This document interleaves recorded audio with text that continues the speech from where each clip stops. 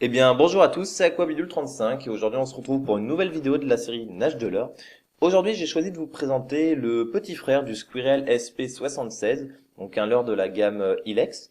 Je vais vous présenter la taille 61, donc 6,1 cm. Alors c'est un leurre qui est prévu pour la pêche en ultra léger, vu qu'il va faire 4,5 grammes.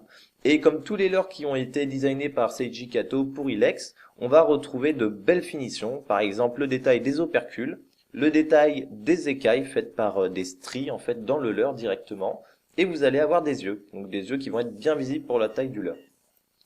Il y a environ une vingtaine de coloris, plein de coloris différents, des coloris flashy un petit peu comme celui-là, mais vous allez aussi avoir des coloris très naturels comme des coloris truitelles, des coloris AU qui vont être vraiment très bien pour la pêche de la truite.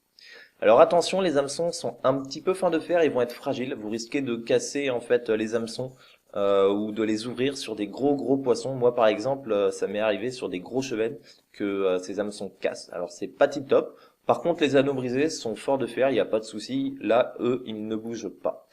Le son du leurre va être très aigu. C'est un leurre qui fait quand même pas mal de bruit. Et vous allez retrouver à l'intérieur un transfert de masse à billes qui va permettre en fait de lancer le leurre précisément et à plus grande distance. Donc c'est un leurre que vous pouvez utiliser facilement lorsqu'il va y avoir du vent. Vous allez pouvoir pêcher de la truite, mais aussi de la perche, du chevenne et du black bass avec le leurre en 6,1 cm. Vous prendrez aussi quelquefois accidentellement sûrement des petits brochets, vu que c'est un leurre qui plaît beaucoup aux brochets. Et sûrement que dans certains coloris, vous pourrez l'utiliser en mer. Alors il y a le coloris Bone qui est tout blanc et le coloris Hablet qui est bleu dos noir, qui peut être intéressant. Après, moi je vous conseille plutôt de prendre des tailles supérieures, par exemple la taille 76 si je me trompe pas. Encore une fois, la taille 67 va être très intéressant pour pêcher par exemple le bar dans des ports, etc.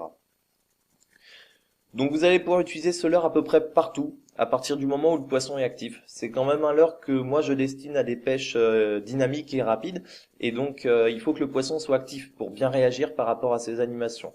Donc rivière de taille moyenne, voire rivière petite.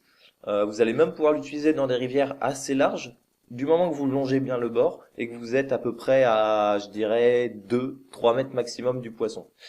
Vous allez pouvoir aussi l'utiliser dans des rivières peu profondes, par exemple sur des gravières, ça peut être très intéressant.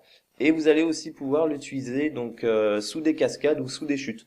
C'est un leurre qui tient à peu près bien le courant et du moment que le courant n'est pas très violent, comme par exemple un courant de torrent, à partir du moment où le courant voilà n'est pas trop violent, le leurre passera dans le courant.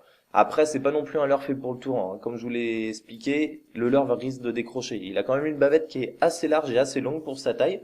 Et du coup, c'est vrai que le leurre a tendance à désaxer et à nager sur le côté. C'est pas tip top, mais voilà. C'est un leurre qu'on peut vraiment utiliser dans les rivières classiques qu'on trouve pour la truite. Par exemple, les rivières de première catégorie que j'ai par chez moi. C'est parfait. Au niveau de la nage, donc c'est une nage qui est vraiment très serrée. Donc moi je vous conseille de l'utiliser par exemple en linéaire, que la linéaire soit rapide ou lente, le leurre va tenir l'animation sans souci. Moi je trouve ça très sympa lorsque le poisson est actif et lorsqu'on pêche dans des endroits où les berges sont assez encombrées. J'aime bien passer avec ce leurre au milieu en fait de la rivière et généralement les poissons sortent de leur trou, sortent de leur obstacle et viennent taper dans le leurre. Vous pouvez aussi l'utiliser tout simplement avec des animations stop and go, comme par exemple le tirer relâché que je vous ai expliqué dans pas mal de vidéos. Ça permet de penny une zone. Attention, ce leurre-là va être suspending, donc si vous faites pas attention à ce qu'il y a aux alentours, si le leurre est dévié par le courant et va se mettre dans les branches, le leurre ne va pas flotter et donc vous risquez de l'accrocher. Par contre, sur une gravière, faire du tirer relâché classique, ça marche vraiment très bien. Vous allez aussi pouvoir l'utiliser tout simplement en stop and go, sans laisser de mou, sans laisser le leurre repartir sur le courant, juste en l'arrêtant. Là, le leurre va rester statique et ça permet en fait de pêcher des poissons un petit peu moins actifs. Vous allez pouvoir ralentir l'animation, ralentir aussi, diminuer l'agressivité en fait de cette animation et ça peut être très intéressant pour adapter un petit peu sa pêche. Voilà. Et sinon, dernière possibilité avec ce leurre qui est très sympa pour pêcher la perche à mon goût et qui marche aussi sur la truite. Lorsque le leurre s'arrête et reste sur place, vous pouvez faire une petite série de twitch très rapide qui va faire sautiller le leurre sur place. Il va zigzaguer un peu, il va un petit peu tourner sur lui-même. Enfin voilà, le leurre en fait nage de manière très saccadée, un petit peu chaotique, comme un petit poisson qui serait désorienté. Et le fait de laisser le leurre sur place en faisant cette animation, souvent ça déclenche l'agressivité d'un poisson qui suivrait en regardant ce que c'est que le leurre sans vraiment attaquer parce qu'il n'a pas faim ou parce qu'il n'est pas assez agressif pour l'animation que vous faites. Voilà. Donc c'est tout pour ce petit leurre, j'espère que ça vous aura plu. Honnêtement, c'est un petit leurre que je vous conseille vraiment parce que vous allez aussi pouvoir l'utiliser après sur de la perche et sur du black bass. C'est vraiment très efficace comme leurre et très polyvalent. Moi, je préfère personnellement sa taille 76 pour la pêche au tout venant, mais vous pouvez aussi l'utiliser pour des pêches au tout venant light, ça peut faire l'affaire. Voilà. Donc en attendant, je vous dis préparez bien votre ouverture de la truite, portez-vous bien, gardez la pêche. Allez, ciao tout le monde!